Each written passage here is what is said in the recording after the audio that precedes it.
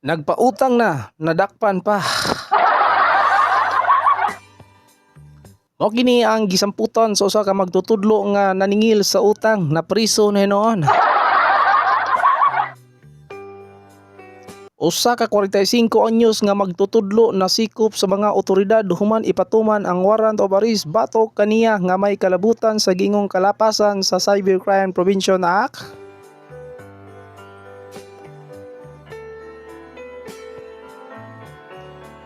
Gibutyag sa kapulisan nga nagpost sa social media ang maestra kabahin sa usa ka tawo nga adunay utang kaniya.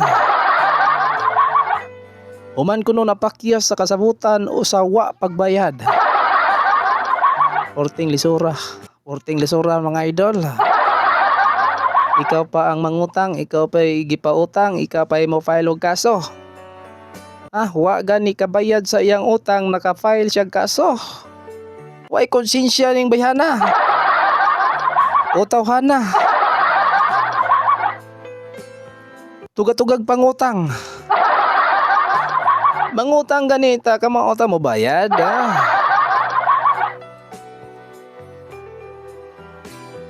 Atong tiwason og basa.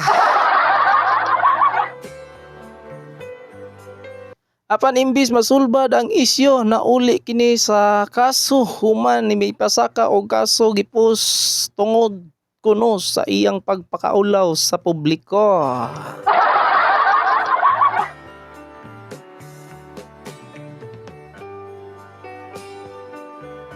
Ang pagdakop gihimo sa Barangay 91 sa Tacloban City alas 2 sa kahaponon niadtong Pebrero 18.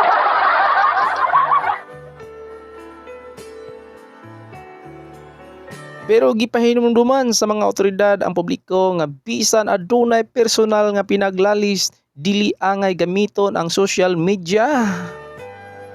Aron pakaulawan ang laing tao kay mahimo kining mulutaw og kasong ilalom sa balaod.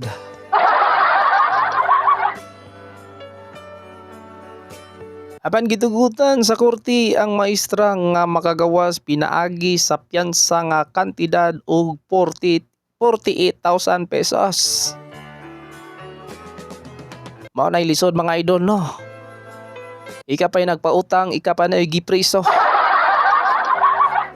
Kamong mangutang mga bagga jud kay mugnaong ha. Pamayad jud mo mga idol. Tuga-tuga kag pangutang ha. Karon ang inyong sabot wa ka motuman. Tuga-tuga kag pakiluoy mga idol. Pakiluoy aron mahatagan ka sa imuhang gipangayo. Onya dili day kay mobayad ha. May kang barangon tol.